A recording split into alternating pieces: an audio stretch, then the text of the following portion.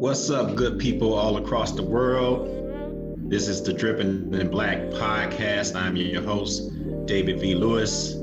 And per usual, we have a very special guest today that's going to represent Black excellence in a form we have yet to discuss. So I'm very excited about this young man and this story. And I can't wait for you viewers and you listeners to learn a lot about our next guest. So without further ado, our guest, would you introduce yourself? My name is Austin Martin. I'm from San Diego, California, and I'm happy to be here on the Drippin' in Black podcast. All right. So were you born and raised in San Diego, California? Yes, I was. I was born and raised in San Diego. I've lived in Providence, Rhode Island, because I went to school at Brown University. Okay. That's where I've lived, but I'm sure we'll get into this, but I've also spent a lot of time in my life in Detroit. Really? Yeah. Because both of my parents are from Detroit. And just a couple of years before I was born, my father got a job. I think it was either for job or for his education. Came out to San Diego, and that's how I landed in San Diego. Okay. All right. So your parents are originally from Detroit, but you've grown up in on the West Coast. Wow. Give us an idea. What is the West Coast like growing up? What was it like for you? It's interesting. I think there's a lot of I would say that the West Coast is a melting pot for sure. There's a lot of different worlds operating at once on the West Coast, or at least in Southern California, more so than I've seen in other places. I think that in other places there's diversity everywhere, but I think in Southern California it's a different type of diversity. One thing that jumps to mind, there's like so much that encompasses, I think, growing up on the West Coast, but one thing that I think of in terms of like even cultural diversity is, in Southern California, you got Black people, you got a lot of Mexican people, you have a lot of white people, you have a lot of Asian people, a lot of Middle Eastern people. And I think that although there's certainly geographic division and these communities exist in different neighborhoods, like if you think about a Los Angeles or you think about a San Diego as a whole, like all of these cultural backgrounds kind of exist under that county or within that city. Another thing about growing up on the West Coast, this is like just a obvious thing maybe, but just the weather. Yeah. And it's interesting, kind of like, I guess I'm doing a little bit of like anthropology in my head right now, but there's certain things that it being sunny all the time, there's consequences of that. One of which is everybody plays sports. Okay. Maybe not everybody, but like that's huge. I grew up playing sports. And again, if I'm doing like the anthropology and the psychology and stuff like that, sports is a big part of my upbringing, my life. And I learned work ethic through sports. I learned how to push myself, competition, all kind of things like that. What else? I think that it's like such a deep question about like what was it like growing up on the West Coast. I apologize for hitting you with the deep stuff. No, I love it though. It's a great question. But I spent a lot of time, I grew up on the West Coast, but had a was fortunate to, it's not like I grew up in the bubble of the West Coast. Like I said, my family, I'm like the only person in my family that's not born and raised in Detroit. My parents are from Detroit. You know, uncles, aunts, you know, cousins, everybody's in Detroit. What else? Growing up. Okay. So let's talk a little bit about, because you've done some great things in the realm of education, in a lot of different levels, in a lot of different ways. So I want to begin by talking about your early years in education through K through 12. What's a word or two you would use to describe that experience? Hmm. Hmm. Word or two to describe K-12.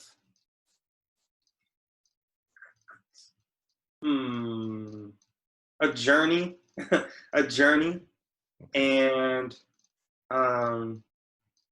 you know, I would say it's a journey that fluctuated.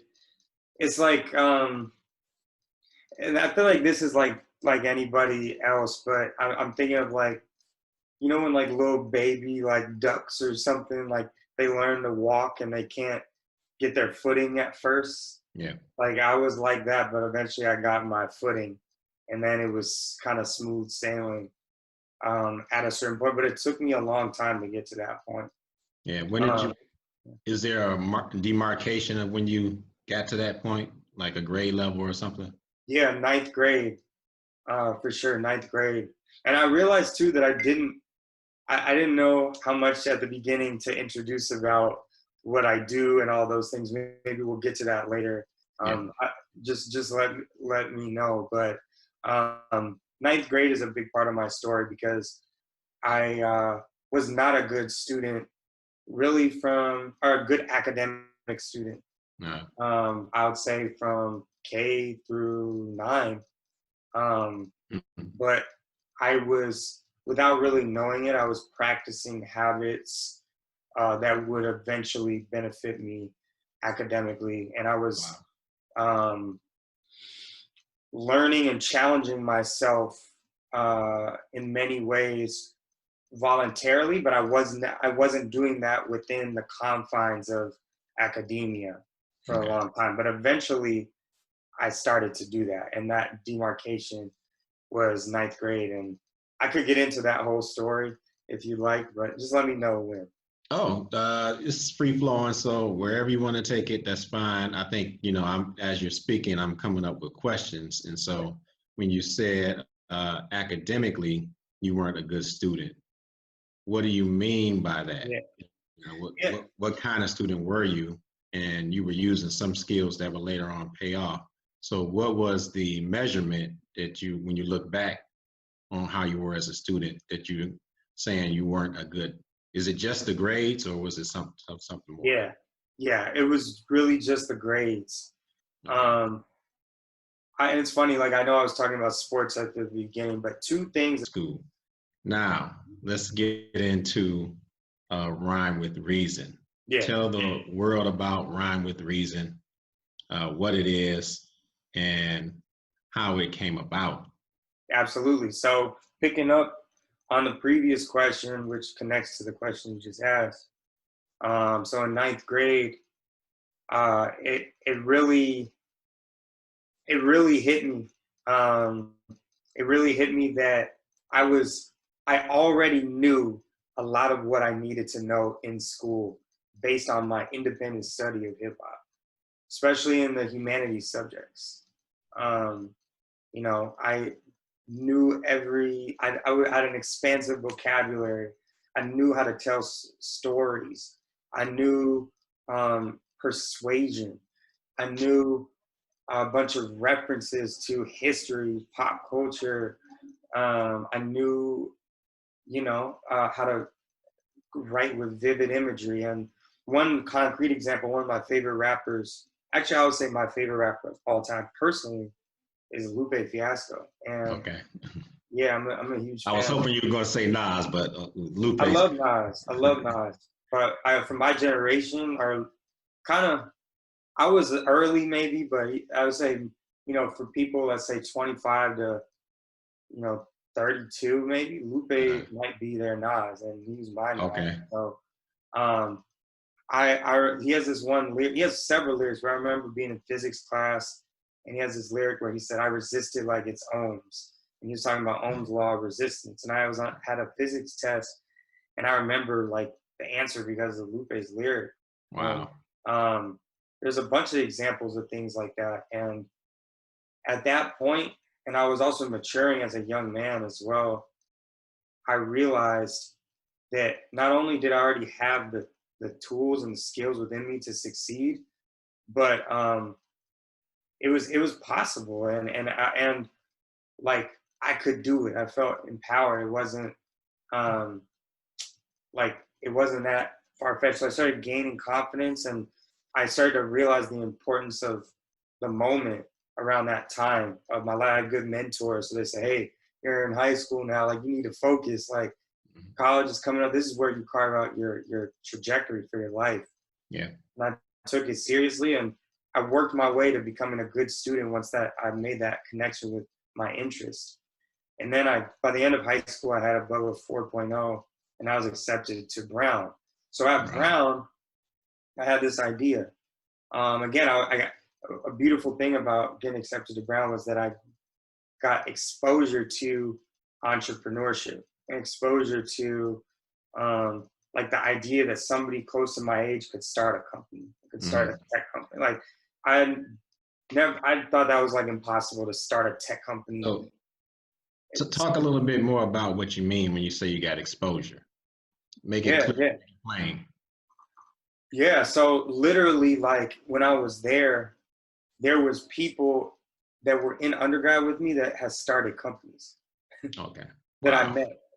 So wow. I was like, it was exposure in the sense of like, this is a living, breathing example of it. Like right next to me in one of my classes. Yeah. And so I was like, wow, I can do this. And I had this idea. And part of exposure, just to continue that point, what he told me, like, okay, I told this guy who started a company about my idea, and he's like, you should do more research on it. Like, see, I know that you believe that this is the case, but great companies and great ideas are also rooted in data, are also rooted in research. So I looked up the top 100 words on the SAT, and I found 67 out of the top 100 words on the SAT in popular, recognizable hip hop lyrics. And then I started building out. So I looked at the top 1,000 words, and then looked at Common Core, and then looked at history, key terms, and started building a bank of academic words that exist in hip hop music. And that's how Rhymes with Reason was born. Okay. So Rhymes with Reason is a e-learning solution that allows students to learn academic vocabulary, build literacy skills, and more via hip hop and popular music from their favorite artists. Mm-hmm. So paint a picture for me. I'm a student. Yesterday we didn't have Rhyme with Reasons. Today we do. Yeah. What's the difference? Well, there's a lot of differences. I think the main difference overall, you know what? I actually did an interview this last week with a teacher who her school we launched an initiative. Rhymes with Reason launched an initiative with Chance the Rapper in 2019 and his nonprofit. Yeah. We're supposed to launch it again later this fall.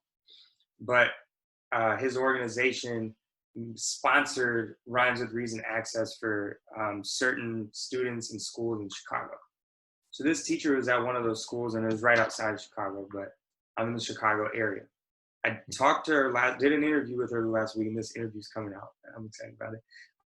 But in this interview, she told me, I asked her pretty much the same question. Yeah. And what she told me was that more than anything else, students feel heard as a result of Rhymes with Reason. And I thought that was really, really powerful Like, that's the biggest difference. Like, students actually have, with the introduction of rhymes with reason into your academic experience, into your school, you are delivering a product, you're delivering an experience to students that represents their voice and represents their interests and represents their culture. And, you know, in most schools, students don't feel heard. They don't feel like the things Yeah. that they care about are represented, or like being received. Doesn't feel like they're being listened to. And when a student opens up their laptop and logs in, and they get to learn vocabulary, but they're learning vocabulary from Lil Baby or from Future, Mm. it's like, whoa, wait, you're really listening to, you're really hearing me. And they Yeah. can tell the difference. They can tell the difference, because there's just not many things out there that exist like that. So I think Yeah. that's the biggest thing. And being heard enables a lot of other things. It of course boosts up performance, but more than anything else, it creates buy-in for the students, and it makes it so that they care, which is the most important thing. Okay. So I want to bookmark being heard, because I want you to go a little deeper by what you mean by that. I think I get it, but I want to make sure the audience gets it. Yeah. Okay. But I think I want, like, in a literal sense, if I'm a student that walks into a class that has the platform. Yesterday we didn't have the platform. So yesterday I opened up my computer and I see, you know, whatever they have in terms of a platform. Yeah. Today we have this new platform, Yeah. and with rhymes with reasons. What am I looking at? Okay. Yeah, absolutely. So literally what you're looking at is so there's really two main things that you're learning. One is vocabulary. So one piece of what you get is a vocabulary workbook that covers 4th through 12th grade, where you're learning terms, Common Core and other state standard terms from 4th to 12th grade. So you're learning those. And then also you're learning literacy skill building techniques and skills like tone, connotation, theme, figurative language, and more. But you're learning the vocabulary and these literacy skills, all while listening to your favorite artists and through the music of your favorite artists. So all the vocabulary is coming out of lyrics from Drake and you know, Rihanna and others. And then all of the examples where you're cultivating these skills are also happening through the lyrics of the Drakes and Big Sean's and folks like that as well. So it's a gamified learning experience that you're getting on your device, where you're learning those two things via your favorite music. Yeah. So I'm visualizing like a module. Yes, sir. Right. I'm opening up the computer. Is there a start point? Yeah. Yeah. Yeah. So there's actually a placement test, a diagnostic placement test. Okay. There's three levels. There's fundamentals, which covers 4th through 6th grade, essentials, which is 7th through 9th, and college prep, which is 10th through 12th. Okay. So you get placed in one of those 3 levels according to your pre-assessment. So that's your starting point. And from there, you try to level up. You unlock new content. You grow through the program. You track you get through the program by achieving mastery on each respective word and these different skills. And your teacher, your administrator can see all your progress and track your growth. Yeah. So it's wild, man. You just don't know how many questions are popping up in my mind. I got to ask this one. Yeah. How does somebody create an online platform? I mean, it's one thing to have this thought, but how do you create that platform that has all of these different modules and all of the nuance that you have with Rhymes for Reason? How does that come about?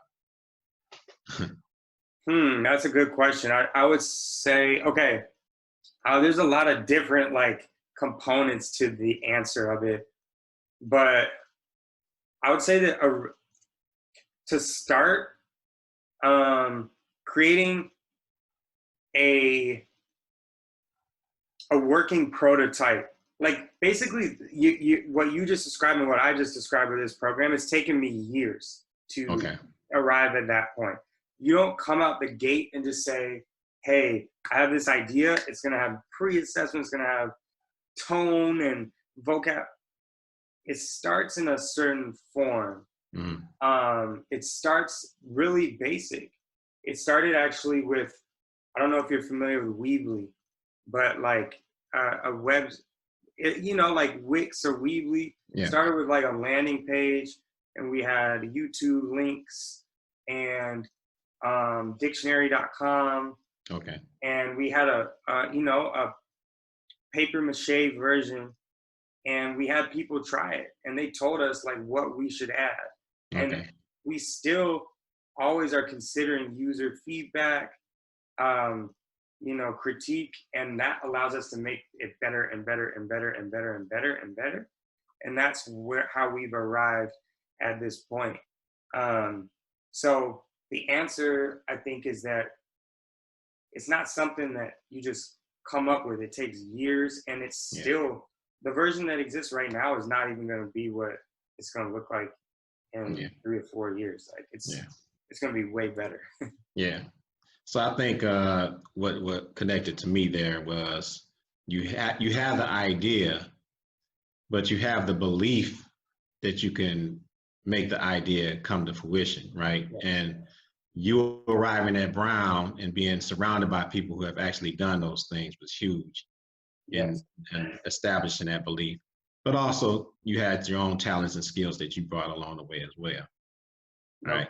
No, but I honestly, like, I have my own talents and skills, but the exposure and certain people that have opened the door, and it's definitely not all me by any stretch of the imagination. And it's funny because, I think the belief is maybe the most important thing, but what people, I feel, don't understand, what people kind of get wrong sometimes, is that you don't have to be able to see the end product, because that's impossible. All you have to do is be able to see the next step. Okay. Wow. And because it's a step by step process. So it's easy to believe the next step. It's like when I first started and I was creating like a prototype version, somebody at Brown was like, I asked them, like, same thing, how do you create a web platform? And they said, well, first thing you should do is buy a domain name. They said, you can start with $100. Like, if you have $100, you could start. And I was like, all right, cool. And it's crazy because they told me that, they said that 90% of people, or more than that, aren't willing to take that $100 first step. And they were like, that's how I knew you had potential. Right there, I didn't have much money, like I was an undergrad. Right there, I took my money and I bought a subscription to Weebly right there. And I started working. They said, okay, I got an idea for you. Why don't you link this, do this, blah, blah, blah. And next thing I knew, I had a prototype, and it's something that I could build on.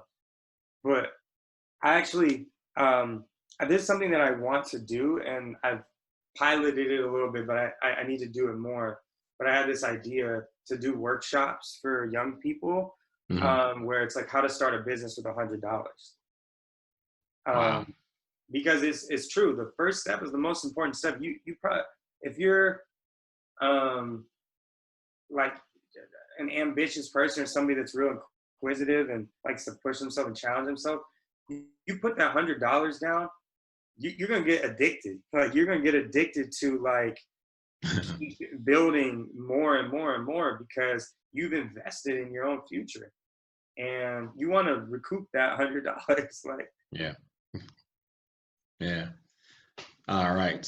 So let's talk about Rhyme with Reasons and where is it now in terms of the schools that it is in, and how much success are you having with it? Talk a little bit about that. yeah, so we worked with this year. It'll be probably 150 schools across the country. We formally launched in 2017.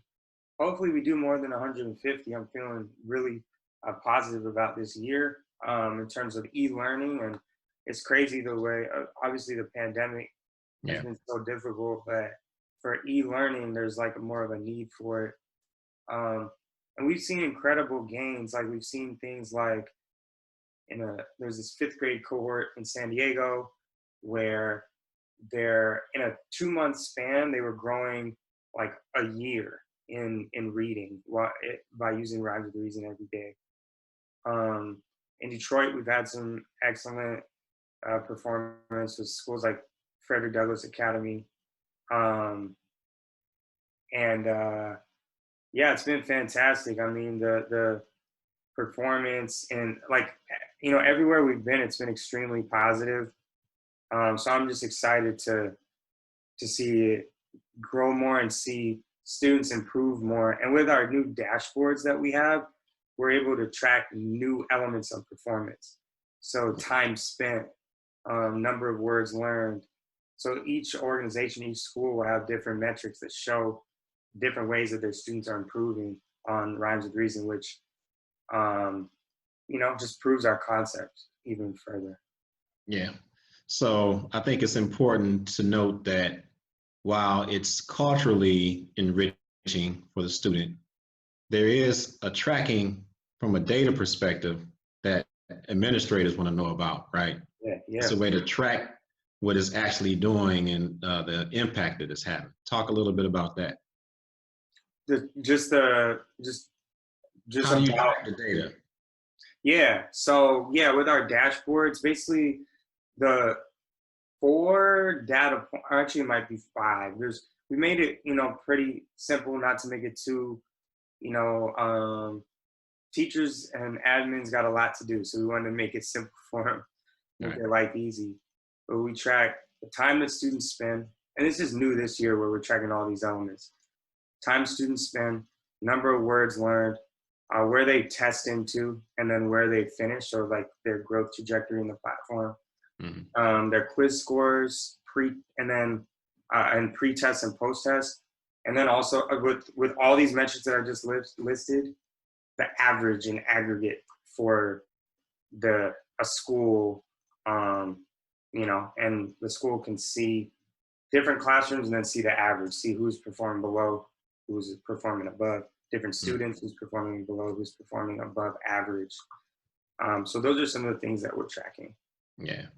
So you come into the school, you add in essence a curriculum piece that's engaging from a cultural perspective, but it also helps to lift the students' knowledge base, but lift the test scores as well.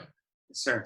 Right. So I would think as this podcast spreads around the world, schools will want to be contacting you. Definitely. Let's talk about how they can do that. Yeah. So if you want to go on our website, it's www.rhymeswithreason.com, and you can contact us straight off of our website. You can reach out to me, Austin@rhymeswithreason.com, and I can be reached there. So, yeah. Yeah. And so I want to talk about you were listed in Forbes magazine, 30 under 30. I mean, I don't think I've ever talked to anybody on that list besides you. So how does that happen? And what is that meant for you in your life? So, yeah, that happened this year for 2020. I was listed. as one of Forbes 30 under 30 in education. Yeah. So there's different, I think probably like 10 to 15 different categories for the 30 under 30. Mm-hmm. And the crazy thing about it is that you can apply. So I applied and I got selected. Okay.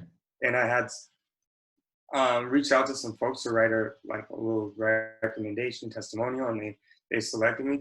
Mm-hmm. So what that's meant to me is really like going back to what we were saying about belief. It's really just a testament to like just that journey and that belief in myself in the beginning paying off more than anything else. When you get that award, it's not like they send you $1 million in the mail with it. Yeah. Like you're on the list, which is an amazing thing. And there, you know, it's a rare honor, but it's not like you get it's not like some crazy amount of money comes with it Mm-hmm. or anything like that. It's just amazing recognition. So, which is awesome. But the most important thing about that to me is that it's just validating. Like at the beginning of this process, like me believing in myself and people believing in me, like led me to being Forbes 30 under 30, you know, when I was 20 or at 24. So that it's just like it's a testament to just say, keep believing, keep working hard, keep doing the right thing.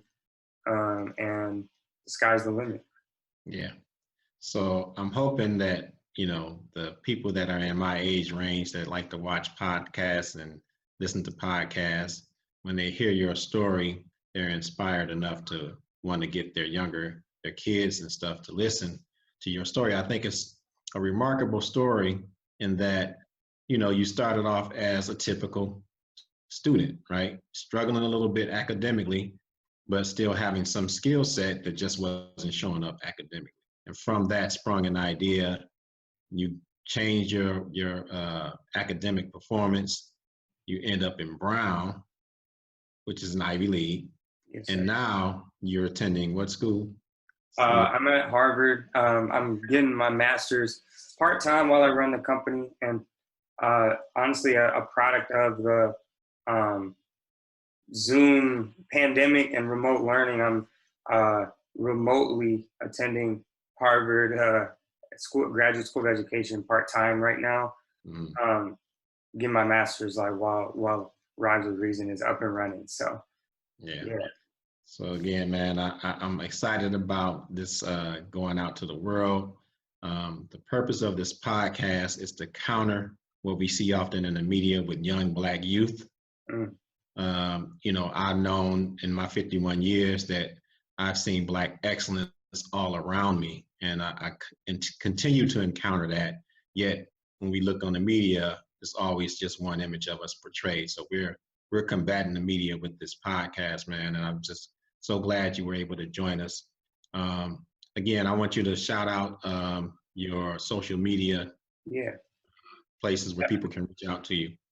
Definitely, and I see a few comments here in the chat, and I'll acknowledge those as well before I sign off. So one question was about copyright issues with the song. So Rhymes with Reason has digital licensing agreements with BMI, ASCAP, CSAC, and basically the publishers get a percentage of our revenue that we bring in as a company, and the writers of the songs, the performers of the songs get a percentage of our revenue as a company, and they grant the BMI, ASCAP, and CSAC have granted us licensure for our product, so we pay them and they make money off of it. And then in terms of the handles for social media. So Instagram is our main, that's where we're on the heaviest. So Instagram at Rhymes with Reason, Twitter at Rhymes W Reason, and then Facebook, just look up Rhymes with Reason, but the URL is Rhymes with Reason 1 on Facebook. So yeah, look us up. Love to get our resource into the hands of, your students wherever you are out there, especially during this time while we're challenged with being in a remote learning environment. Like, this product is already a e-learning solution that's built to engage students and make learning relevant to their life. So yeah, we'd love to connect. I got two more things. I really had one, but I thought of one more thing. Yeah. I think it's I want to make this clear. What kind of hip hop? Is it like corny hip hop artists, the kids really don't listen to on your platform, or is it really the artists that the kids are listening to? I personally, there's very few artists that I think are corny. Okay. For the most part, but it's a good balance. I mean, we try to focus on the ones that the kids are really listening to, but we also definitely have some older artists that are featured on there that their lyrics are shown and vocabulary from their lyrics is referenced. Honestly, because a lot of the older artists are more dense lyrically. There's more vocabulary in their lyrics. So it's a good balance, but we really are intentional about representing both, because I do think it would be corny if we only did artists that kids don't listen to anymore. Right. I want to have that balance. All right, so it's one more question that I ask all of my guests. Have you ever been on the cover of a magazine? No, I have not. All right, so that's interesting to note. You've had a lot of accomplishment, but yet you have not been on the cover of a magazine. Well, if you look at your screen, you will see that you have made it on the cover of the Drippin' in Black magazine. Oh man, that's amazing. That's amazing. That it's like the new Black enterprise right there. Yeah. Yes, sir. So we will get that out to you. That is our parting gift. If you look back on my wall, I got a couple of people we've interviewed already, and we will get that to you. Right, excellent. I really appreciate it. Yeah. Thank you so much. We want to thank you for coming on, Mr. Austin Martin, and hopefully we can have you back on in the future and talk a little bit more about what you're doing at that point. Yes, sir. I would love to be back. I appreciate you for having me. Thank you.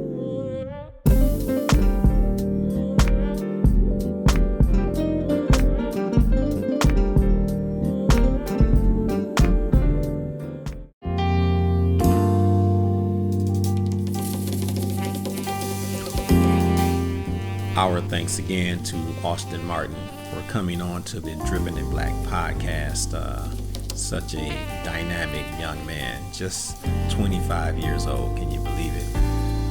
So he's accomplished so much already in his young career, and just looking forward to seeing what the future holds for him. But we have reached the final segment in our podcast. Those of you that have been following us know we call it the last drip. The last drip, we give you one last drip of Black excellence before we leave you. And so we always try to tie it in with some of the subject matter from the episode, as well as our vast and dynamic Black history that gets shortchanged in our school systems.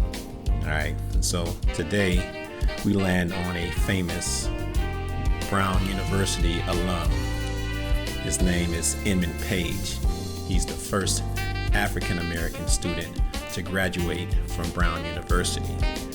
Page would go on to leave a tremendous legacy in education, beginning as a high school teacher. As a teacher, of course, he has a great influence among lots and lots of students. One by the name of Ralph Ellison. Yes, that Ralph Ellison of Invisible Man fame. From teaching, he would go on to serve as president for 4 different colleges: the Lincoln Institute, the Langston University, Western University, Roger Williams University.